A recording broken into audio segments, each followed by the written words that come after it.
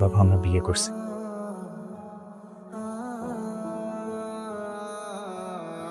তুই জানিস তো তোর বাবা একটু রাখি, সব ঠিক হয়ে যাবে, আমি আছি না। মা, আমি সব ছেড়ে চলে এসেছি। এখন এটাই আমার বাড়ি, আপনারাই আমার পরিবার। এত তেল চাইলেও তো একই অবস্থা। আল্লাহ রে, এত তেল দিয়া 100 বার বলছি আমার বাসায় রান্নায় এত তেল দেয়া যাবে না, তারপরও সব তরকারিতে তেল দিয়ে রাখছে। এই রেহানা, কোথায় গেলে তোমরা সব? আবার কি হয়েছে বলে, দেখো কি রান্না করে রাখছো, খাওয়া যাক। এত তেল দিয়ে রাখছো কেন? বাবা তুমি খামাখাতে চিল্লাইতেছো কেন?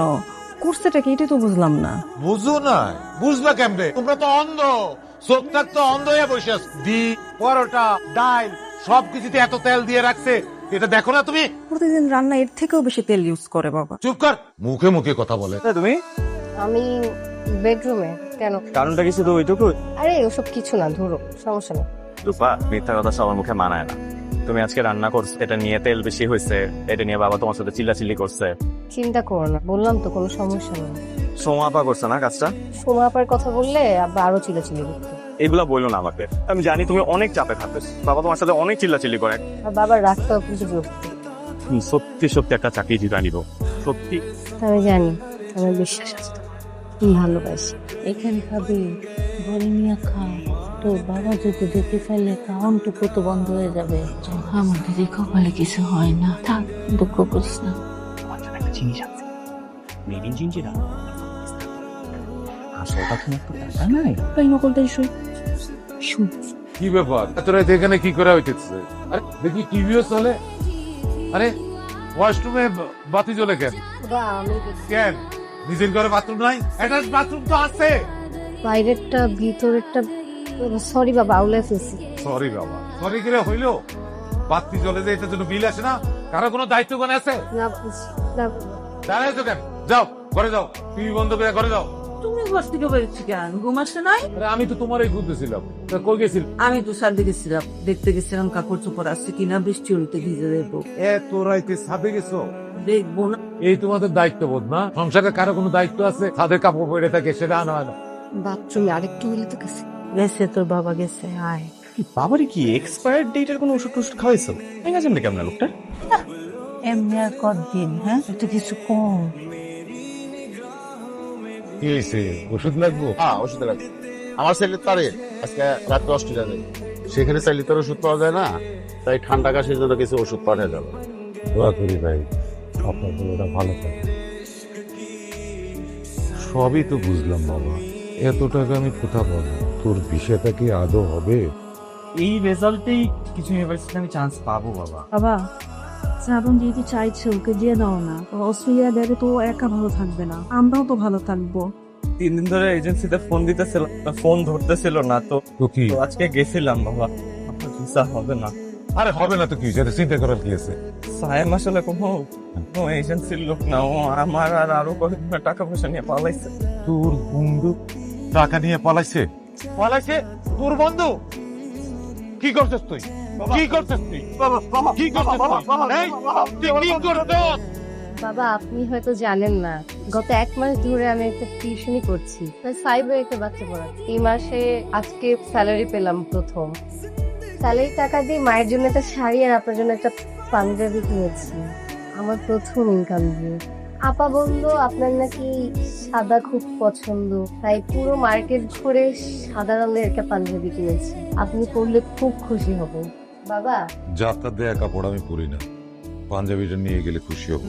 পাঞ্জাবিটা এখানে রেখে দিলাম, আপনি পরলে খুব খুশি হবেন।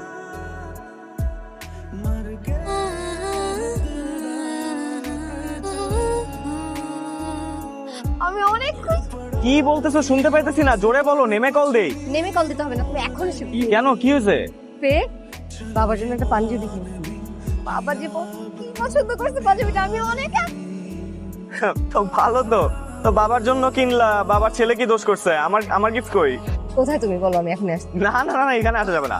কেন? আমি একটা বৃষ্টি ভেজা বাসের ভিতর দাঁড়ায় আছি। তাহলে জনাব, কখন দেখা হচ্ছে আমাদের? যখন ঘড়ির কাঁটা 4টার দরজায় এসে কড়া নাড়বে। ভালোবাসি। দেখো ইউ। চলো এদিকে যাই। আগে না আমার দিনগুলোকে ক্যালেন্ডারের পাতা মনে হতো। ক্যালেন্ডারের পাতা শেষ, তো জীবনের গল্প শেষ। এখন আর তা মনে হয় না। কি মনে হয় এখন? এখন মনে হয় যে প্রতিটা দিন বেঁচে থাকার জন্য না একটা কারণ থাকে। যেমন আজকের কারণটা তুমি, তোমার জন্যই যত আয়োজন আছে।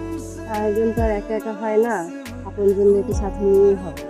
আল্লাহ যেন তোর চাকরির ব্যবস্থাটা করে দেয়, তাহলে তোর বাবার অভিমানটাও পড়বে। তাড়াতাড়ি খাও, বাবা আসলে সমস্যা হয়ে যাবে। আবার এখন গভীর ঘুম। এই মা, তুমি তোমার ছেলের বলে কিছু বুঝাও তো। আমার বাবার এসে আমার থেকে বেশি ছিল। যতই রাগ করো, এই বাবাই আমার ছোটবেলা থেকে বড় হয়েছে, ঠিক আছে? বাপ ছেলে মিলে রাত্রেবেলা ঘুমতাম এক ঘুমে সকাল। তুমি চলো ঘরে চলো, অনেক রাত হয়েছে, একটু আসছে, চলে যাবে। ও একটু আসছে মানে? তুমি কি আমাকে পাগল ভাবো? তুমি কি মনে করছো আমি কিছু বুঝি না? আমি কিছু বুঝি না মনে করো? ওদের রোজ আসে আমি ঠিকই টের পাই। দিনের পর দিন আমার ফাঁকি দিছো। বাবা আপনি রাগ করেন না, শ্রাবণের পর থেকে আমি ঘুমা চাচ্ছি। এই মেয়ে চুপ, তুমি একদম চুপ, একটা কথাও বলবা না। আর আমাদের পারিবারিক বিষয়ে কথা বলা তুমি কে? এ ছেলে চায় না আমি বেঁচে থাকি, দিনের পর দিন আমার ধোকা দিছে। আমি মরে গেলে তুই শান্তি পাবি? এগুলো কি বলতেছো তুমি? তোমাকে ছাড়া থাকতে পারি না, মারে ছাড়া থাকতে পারি না, আপারে ছাড়া থাকতে পারি না, দেখে একটু আসি প্রতিদিন। তোর সাথে আমি কোনো কথা বলতে চাই না। তোরে আমি যেদিন বাড়ি থেকে বাইর করে দেই সেদিন স্পষ্ট বলছি, আমার অনুমতি ছাড়া তুই এই বাড়ির চৌকাট মারাবি না। সে আমার ওয়াদা ভঙ্গ কইরা আমারে অপমান করছে, এটাই প্রমাণ করছিস আমি তোর কেউ না, তোর মতো অপদার্থ সন্তানের বাপ হইছি। আবার হার্টের সমস্যা। সবকিছু আমার জন্য হয়েছে। আমি যদি আজকে বাসায় না যাইতাম, বাবা এরকম আমি যা করছি এখানে হাত দিই, সবকিছু নষ্ট হয়েছে। আমি কি কারো ক্ষতি করছি কখনো? আমি তো কারো ক্ষতি করি না। আমার সাথে এরকম কেন হইতেছে? তুমি আমার বুঝাও। আমি কারো ক্ষতি করিস না। আমাকে না না না। বাবার অপারেশন হবে, বুঝছো তুমি? বাবার অপারেশন হবে আর সেটা তুমিই করাবা। থেকে পাবো আমি এই টাকা? আমি কিছু করি তো না। আমার আছে একটা চাকরি, না আছে একটা ব্যবসা, কিচ্ছু না। কোথেকে দিব এত টাকা? এত টাকা যত কষ্টই হোক বাবার অপারেশন টাকা জোগাড় করতেই হবে। ডাক্তার বলছে তোর বাবার অপারেশনের জন্য 7 লাখ টাকার মতো লাগবে। তুই দেখ না কোথা থেকে কোনো কিছু জোগাড় করতে পারিস কিনা।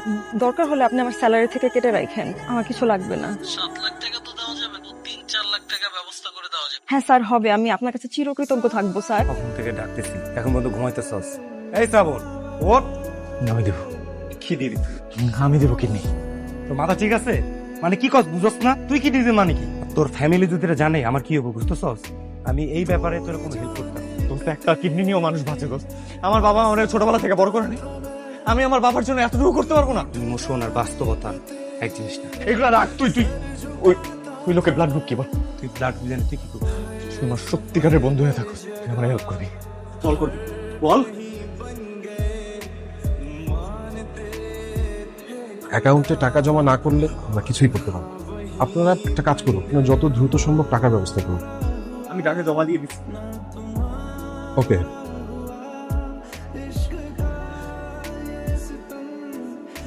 আপনাকে দেখার যে আমার ছেলেকে কিডনি দিচ্ছে। অবশ্য এটা উপরওয়ালার ইচ্ছা ছাড়া সম্ভব না। ডাক্তার বললেন আপনি যেন কি বলতে চাচ্ছেন আমাকে, কি বলুন? আমি একটা রিকোয়েস্ট করতে চাইছিলাম আপনাকে। আমি আপনার ছেলেকে দিব, অবশ্যই দিব। অপারেশন কি একটা সপ্তাহ অপারেশন চাইছি। কেন? স্যার আমার বাবার হার্টের অপারেশন, তো বাবার এই অবস্থায় যদি বাবা আমাকে এভাবে দেখে না, বাবা না সহ্য করতে পারবে না। তাই বলছিলাম যে বাবার অপারেশন হয়ে যায় তারপর। ঠিক আছে, আপনি যখন বলছেন তাই হবে।